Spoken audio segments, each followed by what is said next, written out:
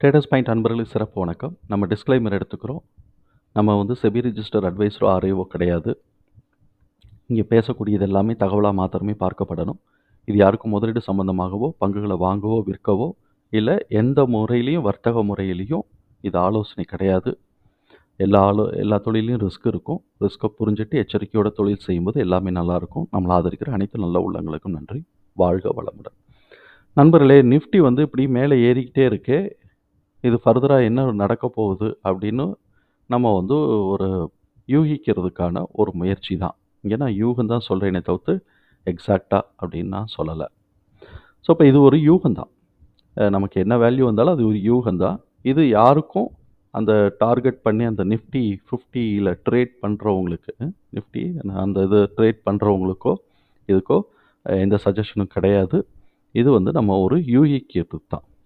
இப்போ இது வந்து பொதுவாக அந்த மாதிரி இருக்குனாக்கா அடுத்த லெவலில் நம்ம தெரிஞ்சுக்கிறது வந்து ஒரு அலாம்காகத்தான். நம்ம வந்து நிறைய மெத்தட் இருக்குது. அதில் வந்து ஃபிபினாசி மெத்தடை நம்ம பாடுவோம். ஃபிபினாசி மெத்தடில் போட்டு முதல்ல மார்க் பண்ணுவோம். 22,525 வந்து ப்ரீவியஸ் ஹைட்டாகவும் 21,710 ப்ரீவியஸ் லோவாகவும் இருந்திருக்கு. அதை பேஸ் பண்ணி நமக்கு கிடைக்கக்கூடியது வந்து பார்த்தோம்னாக்க 23,028. இது ஒரு பாயிண்ட்டு. இப்போ இந்த பாயிண்ட்டை வந்து எழுதிடுவோம். 23,028 ஆறு 29. ஏன்னா கேன்லையும் இதே தான் வரும்.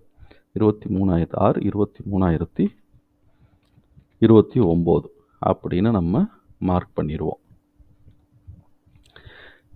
இப்போ ஒரு ஸ்ட்ராங்காக வந்து சப்போஸ் ஒரு கீழே உழுக போகுது, ஸ்ட்ராங்காக கீழே உழுகிறதுக்கான வாய்ப்பு இருக்குது அப்படின்னு சொன்னாக்க 1.414லேயே ரிவர்ஸ் ஆகிறதுக்கான வாய்ப்புகள் இருக்குது. இதை வந்து 22,862 அப்படின்னு வச்சுக்குவோம். 22,862.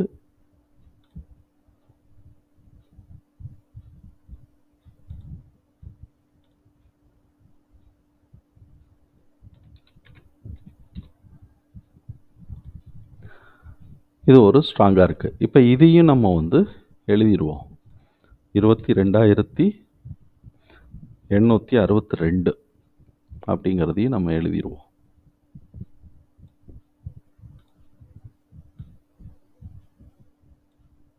இந்த பாயிண்ட்டையும் நம்ம இங்கே போட்டுக்குவோம். போட்டுட்டு இப்போ இதை அழிச்சிருவோம். இதை கேன் அழிச்சிருவோம். இப்போ ஃபிபினாசி அழிச்சிருவோம். இப்போ கேனுக்கு வருவோம். கேனுக்கு வரும்போது என்ன நமக்கு டார்கெட் வருது? 22,777 ஃபஸ்ட்டு டார்கெட்டில் இருக்குது. டார்கெட்டுங்கிறது ரெசிஸ்டன்ஸு. கரெக்டாக இப்போ அந்த இடத்துல முட்டிக்கிட்டு நிற்கிறான 2 பாயிண்ட் வித்தியாசத்தில் 22,777 கரெக்டாக 2 பாயிண்டில் முட்டிக்கிட்டு நிற்கிறான். இப்போ இதையும் நம்ம எழுதிடுவோம். 22,777 அப்படிங்கிறதையும் எழுதிடுவோம். எழுதிட்டு இதை இங்கே வந்து அட்ஜஸ்ட் பண்ணி வச்சுக்குவோம். இங்கே அட்ஜஸ்ட் பண்ணி வச்சுக்குவோம். இப்போ இவன் இந்த லெவலில் தான் இருக்கான் அப்படிங்கிறத புரிஞ்சுக்கிறதுக்காக. இதுக்கு அடுத்து மேலே ஏறுனாக்க என்ன பண்ணணும்? 23,029 அதை ஆல்ரெடி நம்ம மார்க் பண்ணிட்டோம். 90 டிகிரியில் சிங்க்ரோனைஸ் ஆகுது. அதனால் இது கொஞ்சம் ரொம்ப ஹெவியானதுன்னு நம்ம புரிஞ்சுக்கலாம். ரொம்ப வெயிட்டேஜ் கூட. இந்த லெவலில் கடக்கிறது கொஞ்சம் கஷ்டம் அப்படிங்கிறது நம்ம இதிலேருந்து புரிஞ்சுக்கிறதுக்கு நம்மளுக்கு வாய்ப்பு இருக்குது. சப்போஸ் டவுன் ட்ரெண்ட் இனிஷியேட் பண்ணுறேன், ஸ்ட்ராங் டவுன் ட்ரெண்ட் இனிஷியேட் பண்ணோம் அப்படின்னு சொன்னால் அதுக்கு முன்னாடி இருக்கக்கூடிய வேல்யூவில் திரும்பணும். அது வந்து 22,933. ஏற்கனவே நம்ம வந்து 22,862 பார்த்தோம் இல்லைங்களா? இது வந்து ஃபிபினாசியில் இருக்கக்கூடிய 1.414. ஆனால் கேனில் இருக்கிறதுல 22,933 அதையும் மார்க் பண்ணிக்குவோம். 22,933 அதையும் மார்க் பண்ணிக்குவோம். மார்க் பண்ணிவிட்டு அந்த இடத்துல எழுதிக்குவோம். 22,933 அப்படிங்கிறதையும் மார்க் பண்ணிக்குவோம். மார்க் பண்ணிவிட்டு அதையும் வச்சுக்குவோம். ஸோ அப்போ இவன் எங்கே வேணாலும் திரும்பலாம். ரொம்ப பெரிய டிஃப்ரென்சஸ் இல்லாததுனால இந்த ரேஞ்சுக்குள்ளேயே தான் சுற்றிக்கிட்டு இருக்கு. 50 பாயிண்ட் 60 பாயிண்ட் ரேஞ்சுக்குள்ளேயே தான் சுற்றிக்கிட்டு இருக்கு. அதனால நமக்கு வந்து இந்த கோடில் எப்படி இருக்குது, இந்த கோட்டில் எப்படி இருக்குன்னு நம்ம பண்ணுவோம். இது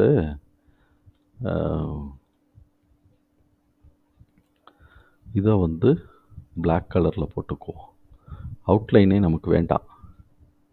அவுட்லைன் ஏன் வருது, எப்படி அவுட்லைன் எடுக்கிறதுன்னு தெரியல. சரி, அது ரொம்ப டைத்தை வேஸ்ட் பண்ண வேண்டாம். அதே மாதிரி இதையும் வந்து எடுத்து விட்ருவோம். டெக்ஸ்ட்டை வந்து பிளாக் கலரில் போட்டுருவோம். இந்த 2 வேல்யூ இது ரெண்டுத்தையும் நம்ம இங்கே வச்சுக்குவோம். இப்போ எந்த பாயிண்ட்டை உடைச்சா, இப்போ இருக்கக்கூடிய நிலையில் எந்த பாயிண்ட்டை உடைச்சா நமக்கு டவுன் ட்ரெண்ட் இனிஷியேட் ஆகுதுனாக்க 22,682 அந்த பாயிண்ட்டை உடச்சிச்சுனாக்க நமக்கு டவுன் ட்ரெண்ட் இனிஷியேட் ஆகுது. இது வேறு ஒன்றும் இல்லை, இங்கே 22,682 இருக்குது. சப்போஸ் இது வந்து 23,029 போயிடுச்சுனாக்க 22,933 உடச்சிருச்சுனாலே டவுன் ட்ரெண்ட் இனிஷியேட் ஆகுதுன்னு அர்த்தம். அடுத்தடுத்த லெவல்ஸ் வந்து ஹைட்டு தான் வந்து சப்போர்ட் பாயிண்ட்டு. இப்போ நம்ம இந்த இடத்தையும் நம்ம மார்க் பண்ணிக்கிட்டோம். ஸோ இப்போ இந்த கேண்டிலோட லோவை உடச்சிச்சுனாக்க இப்போ இருக்கக்கூடிய நிலையில் கீழே உடச்சுன்னா ஒரு டவுன் ட்ரெண்டு இனிஷியேட் ஆகுது. அது இனிஷியேட் ஆகுது அப்படின்னு சொன்னாக்க எந்த லெவலுக்கு வரைக்கும் வர்றதுன்னா 22,527 சப்போர்ட் வந்து எடுத்துச்சுன்னா 22,527 இந்த லெவல் வரைக்கும் நம்ம எதிர்பார்க்கலாம். இது வந்து சப்போர்ட் எடுத்துச்சுன்னா 22,527 இதையும் போட்டுக்குவோம். 22,527 அப்படிங்கிறதையும் நம்ம போட்டுக்குவோம். போட்டுட்டு இந்த இடத்துல வச்சுக்குவோம். இது சப்போர்ட் எடுத்தா இப்போ மேலே போச்சு அப்படின்னு சொன்னால் அதுக்கு ஏற்ற மாதிரி இது பாருங்களேன், இங்கே இருக்கணும், இந்த இடத்துல இருக்கணும். இது அவுட்லைன் இல்லாமல் இருந்துச்சுன்னா நல்லாயிருக்கும். அவுட்லைனோட தான் வருது. நம்ம வந்து இதையே டெக்ஸ்ட்டையே ரெட்டாக மாற்றி விட்டுறலாம். இதுக்கு வேறு எதுலேயும் அவுட்லைன் இல்லாமல் வர்றதுக்கு வாய்ப்பு இல்லை. அவுட்லைனோட தான் வருது. சரி, வரட்டும். இந்த லெவலோட மேலே போச்சு அப்படின்னு சொன்னால் இந்த மேலே போகக்கூடிய லெவல்லாம் இப்படி இருக்குது. அதுக்கப்புறம் மேலே இங்கே இருக்கும். அதே மாதிரி கீழே வந்துச்சுனாக்க இந்த பாயிண்ட்டை உடச்சிச்சுன்னா கீழே வர்ற வரைக்கும் இருக்குது. இப்போ நம்ம பாயிண்ட்ஸை கண்டுபிடிச்சிட்டோம். சப்போர்ட் பாயிண்ட்டையும் கண்டுபிடிச்சிட்டோம், ரெசிஸ்டன்ஸ் பாயிண்ட்டையும் கண்டுபிடிச்சிருக்கிறோம், யூகிச்சிருக்கிறோம் வித் ஃபிபனாசி அண்டு கேன் மெத்தடில். இப்போ டேட்டு நமக்கு என்னென்ன வருது, 14, 18, 26. ஏன்னா 6 முடிஞ்சு போச்சு. 6ஆம் தேதிக்கு செக் பண்ணிக்கலாம். 31 அண்டு 6 லீவாக இருந்துச்சுன்னா ஒரு நாள் முன்ன பின்ன இருக்கும். இப்போ பார்த்தோம்னாக்க ஏப்ரல் 5 முடிஞ்ச 6 வந்து மேலே ட்ரெண்டு இனிஷியேட் ஆயிடுச்சா, மேலே உடச்சி போயிடுச்சா. அதுக்கப்புறம் 31 இந்த இருக்கா, 28 31 லீவு, அதனால் இது ஸ்ட்ராங் ட்ரெண்டாக மேலே உடச்சி போயிருக்கு. அதுக்கு முன்னாடி டேட்டு வந்திருக்கும், ஆனால் 27, 28 23 நாளைக்கு முன்னாடி, அதுக்கு முன்னாடி வந்திருக்கும். நமக்கு இந்த மாதத்துக்கு ஏப்ரலுக்கு தான் நம்ம பார்த்துட்டு இருக்கிறதுனால 31 மாத்திரமே அது வந்து சேர்த்து காட்டிக்கிட்டு வந்திருக்குன்னு வச்சுக்குவோம். இப்போ அதே மாதிரி நம்ம 14ஐயும் நம்பலாம், 18ஐயும் நம்பலாம், 26ஐயும் எதிர்பார்க்கலாம். அப்போ 14ஆம் தேதி லீவு, ஞாயிற்றுக்கிழமை, அதனால் 12ஆம் தேதியும் நடக்கலாம்.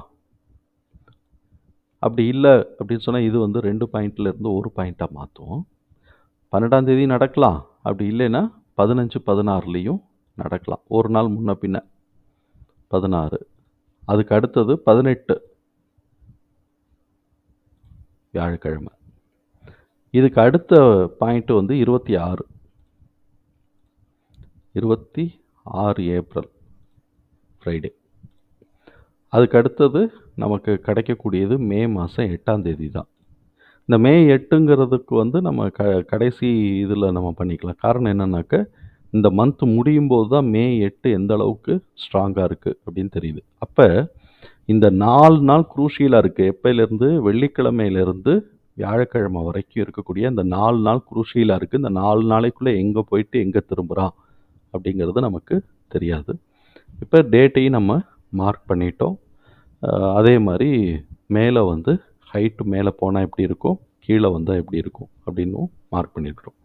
இப்போ என்னென்னலாம் வாய்ப்பு இருக்குது? வெள்ளிக்கிழமை 683 உடச்சி 527க்கு வந்துட்டு திருப்பி இப்படி மேலே ஏறி 26 வரைக்கும் மேலே போயிட்டு திருப்பி கீழேயும் வரலாம். இல்லை மேலே உடச்சி போயிட்டு அப்படியே கீழேயும் இறங்க ஆரம்பிக்கலாம். இறங்கிட்டு ரீகரெக்ட் ஆகிட்டு மே மாதம் 8ஆம் தேதிக்கு மேலேயும் போகலாம், கீழேயும் வரலாம். ஸோ இப்போ இந்த மாதிரி நமக்கு வாய்ப்புகள் இருக்குது. இந்த டேட்டையும் மார்க் பண்ணி வச்சுக்கிட்டு இந்த அமௌண்ட்டு வந்து பாயிண்ட்ஸையும் மார்க் பண்ணிக்கிட்டோம்னாக்க நமக்கு ஒரு தெளிவு கிடைக்கும் அப்படிங்கிறது நம்மளுடைய பார்வை. தகவல் நமக்கு பயனுள்ளதாக இருந்ததுன்னா சங்கருக்கு ரொம்ப சந்தோஷம்தான். நம்மளை ஆதரிக்கிற அனைத்து நல்ல உள்ளங்களுக்கும் நன்றி. வாழ்க வளமுடன்.